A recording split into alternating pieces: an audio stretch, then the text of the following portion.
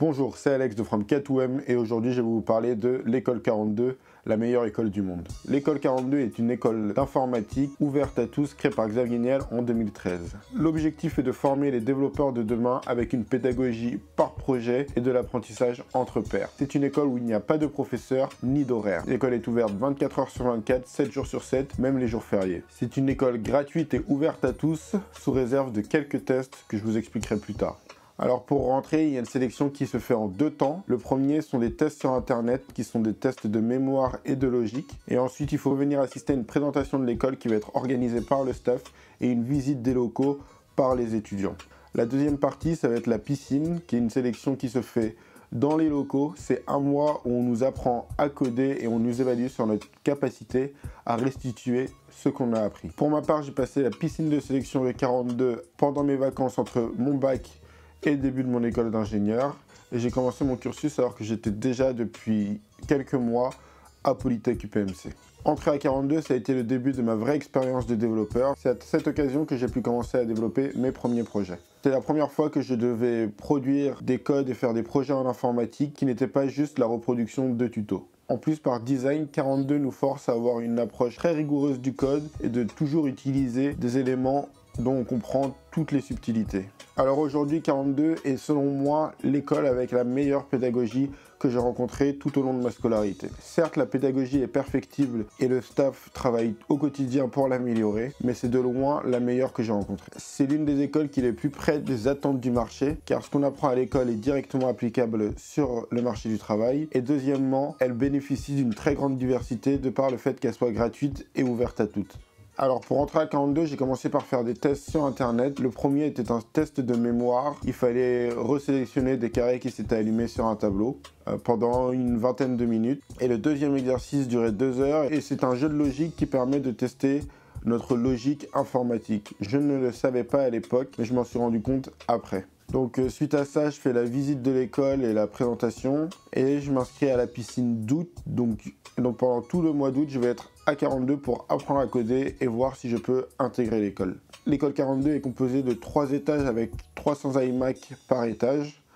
Donc je me mets à mon poste et je commence à regarder les exercices du jour qui sont une batterie d'exercices, une dizaine à rendre pour le demain soir. Il faut savoir qu'en piscine, on a une série d'exercices qui tombent tous les matins à rendre pour dans 48 heures. Donc à chaque fois, on a des jours qui se chevauchent car le lundi, on a des exercices à rendre pour mardi soir, mais le mardi matin, on a des exercices à rendre pour mercredi soir. Donc c'est comme ça pour la semaine. Donc le vendredi, on a des exercices à rendre pour le samedi soir. Et à partir du vendredi soir jusqu'au dimanche, on a un projet de groupe à travailler par groupe de 2 ou 3. Donc pour moi, les premiers exercices, c'était quelque chose que je ne connaissais pas du tout. C'était comment se déplacer dans un ordinateur sans interface graphique, que les écrans noirs avec des écritures blanches ouvertes, comme dans Matrix. Et donc on se retrouve à être tous perdus et ne pas savoir comment s'en sortir. Ça nous fait une espèce d'électrochoc et on doit trouver un moyen d'arriver à la solution. Donc on a des vidéos introductives qui nous permettent de découvrir les notions essentielles pour pouvoir faire des recherches sur internet ou pour pouvoir communiquer avec nos voisins et essayer de chercher la solution. Donc comme tout le monde est perdu, on commence à discuter entre nous et finalement on arrive à trouver la solution à chacun des exercices, exercice après exercice, en échangeant entre nous et en cherchant sur internet et en se répartissant le travail. Donc les jours s'enchaînent, je fais des très grosses semaines à 42, on fait des semaines entre 70 et 80 heures, du lundi au dimanche, sans interruption. Tous les matins, on a nos exercices qui tombent et on a vraiment beaucoup d'exercices. Ça fait qu'on travaille toujours en retard, on n'est jamais en avance sur les projets qu'on doit rendre. Pendant la piscine, je m'organise avec plusieurs groupes de travail. J'ai plusieurs groupes de travail avec des rythmes différents.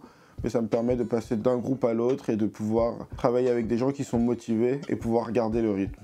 Des groupes de travail me permettent d'affronter les difficultés avec plus de facilité et surtout se débloquer en cas de blocage. Parce que souvent, on apprend, on commence à faire des progrès et puis on arrive à un moment où on ne comprend plus, on a juste un point qui nous bloque et le fait de communiquer avec les gens, ça va nous permettre de débloquer ce point et pouvoir reprendre notre progression dans la même lancée. C'est pendant la piscine que je découvre vraiment la force et la puissance de l'apprentissage entre pairs et du travail en groupe, parce que si on veut bien réussir sa piscine, on est obligé de travailler avec les autres et de pouvoir s'entraider pour aller beaucoup plus vite. Je passe les exercices les uns après les autres, je passe de blocage en blocage et j'arrive à me débloquer à chaque fois. Et j'observe une vraie montée en compétence dans le déplacement que j'ai dans le shell, donc l'écran noir avec les lettres vertes ou blanches, et mes compétences de programmation. Ça développe en moi aussi une faculté à assimiler des concepts très rapidement, parce qu'en fait on a des concepts qui sont rapidement présentés le matin et on a 24 heures pour les comprendre, les maîtriser et les avoir appliqués afin de pouvoir avoir les exercices du lendemain. Et il faut savoir que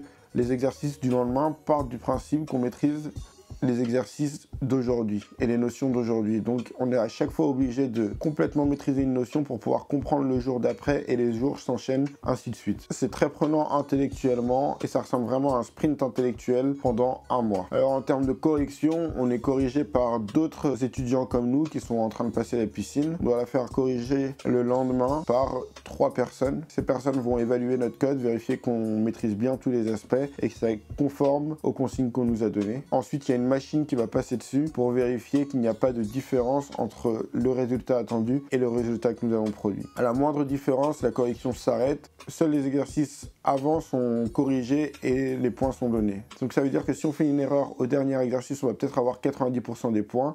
Mais si on fait une erreur au premier exercice mais que tout le reste est bon, la correction s'arrête au premier exercice et on a 0. L'avantage d'être ensuite corrigé par une machine, c'est que ce n'est pas négociable du tout. C'est-à-dire, c'est pas comme à l'école où on peut se dire « Ah mais tiens, on donne des points pour le raisonnement, etc. » Ici, à 42, c'est soit parfaitement réalisé, soit ça ne marche pas.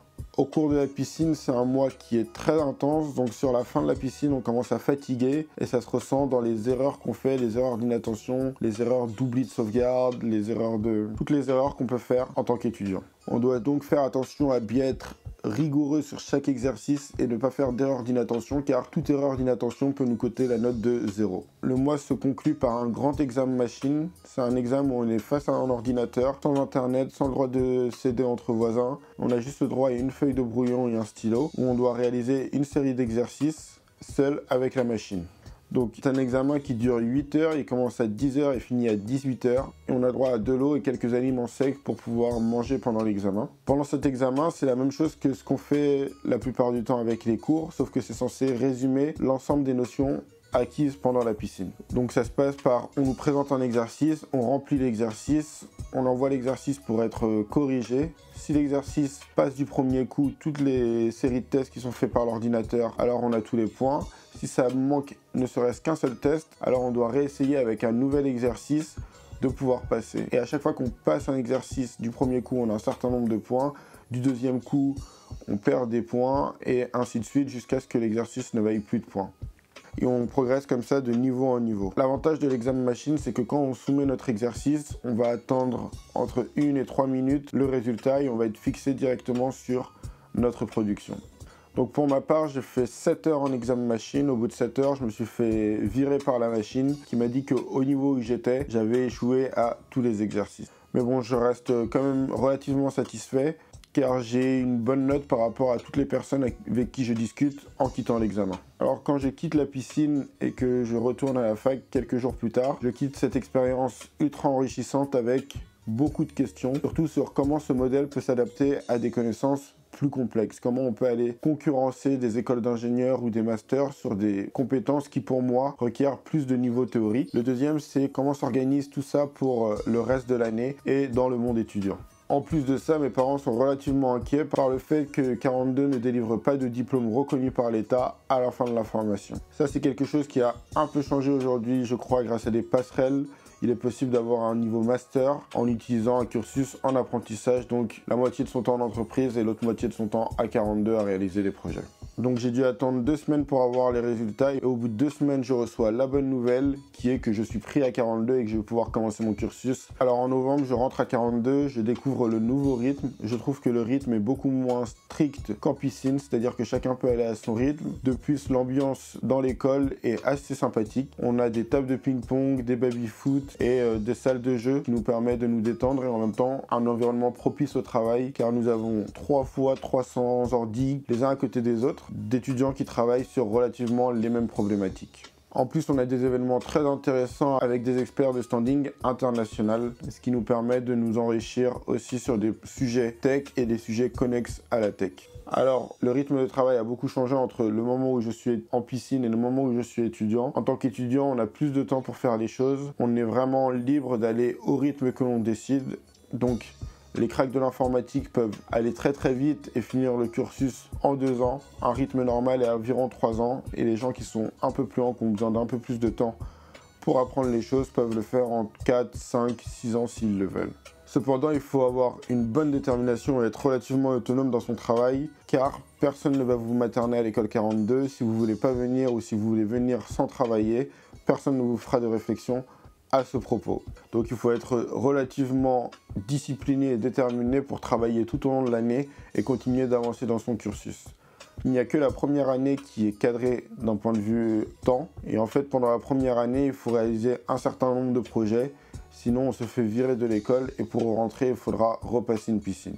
Ça, c'est quelque chose qui arrive assez souvent. Il y a beaucoup de personnes qui ne travaillent pas pendant les 3/4 de leur première année et quand ils voient les deadlines arriver, se mettent à travailler, mais c'est trop juste pour pouvoir passer toutes les échéances. L'une des vraies forces de l'école, c'est qu'elle ne fixe aucune limite. C'est-à-dire qu'il n'y a pas de rythme moyen à respecter à l'école 42 ou s'adapter à un rythme de classe. Il n'y a pas de classe, il n'y a pas de système d'année. Et du coup, les personnes qui veulent aller très très vite peuvent y aller et ne sont jamais limitées dans leur vitesse d'apprentissage. Elles peuvent réaliser tous les projets en moins de temps qu'estimé sans problème. Elles peuvent finir le cursus sur 3 années en 1 an et demi, 2 ans si elles le veulent et si elles le peuvent. La sorte de ça, c'est que ça permet à tous les potentiels de s'exprimer pleinement.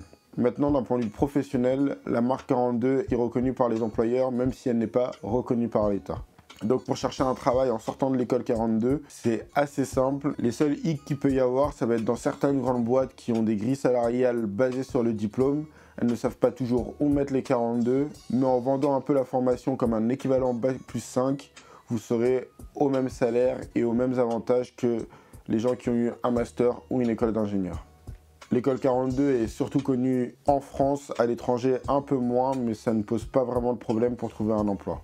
Le deuxième truc très intéressant de l'école 42 d'un point de vue professionnel est que ça nous forme davantage que les autres formations que j'ai pu faire à passer des tests techniques et pouvoir prouver sa valeur de code en entretien. Cela vient du fait qu'on a une pédagogie qui est très proche des standards de l'industrie et du coup, ce qu'on apprend à l'école est quasiment réplicable à l'identique dans le monde de l'entreprise. Si notre CV n'est pas assez bon pour que les entretiens se passent tranquillement, on a juste à faire passer des tests techniques et on a été entraîné pour les faire, notamment grâce aux exam machines.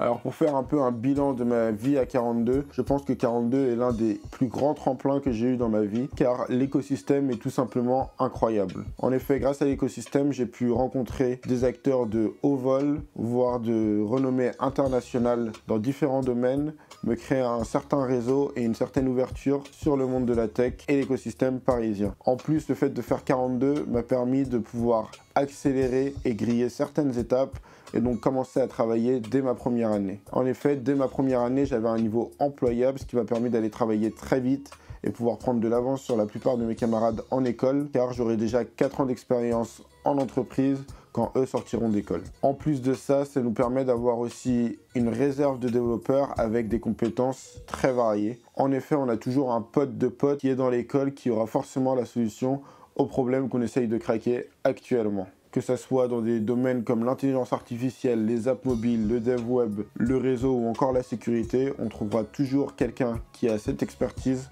dans l'école à même pas 2 minutes de nous. Donc je recommande cette école vraiment à tous ceux qui aiment l'informatique. Il faut juste faire preuve de beaucoup de discipline et d'autonomie pour bien réussir l'école. On n'est pas obligé de faire des heures ahurissantes pour faire l'école tranquillement. On peut rester sur des heures relativement proches des autres écoles. Mais si on veut se donner les moyens d'aller plus vite, on peut travailler d'autant plus, on sera rarement freiné par le système. Je reste persuadé que pour le moment, c'est la meilleure école du monde de par son écosystème et sa pédagogie, car elle est vraiment nourrie par les profils qui la rejoignent. C'est une superbe formation gratuite, donc n'hésitez pas à passer les tests sur internet. Pour savoir comment entrer, il suffit de se rendre sur 42.fr et vous trouverez toutes les démarches. Si toi aussi tu as fait une école avec une pédagogie innovante, n'hésite pas à réagir en commentaire. Sinon, tu peux juste me poser des questions sur 42 ou ajouter des remarques vis-à-vis de 42. En attendant, tu peux mettre un like sous cette vidéo, partager à un maximum de monde, ça nous aide énormément. Et surtout, t'abonner à la chaîne YouTube, sans oublier de mettre la cloche pour recevoir toutes les notifications. C'était Alex de From K2M et à bientôt pour le million.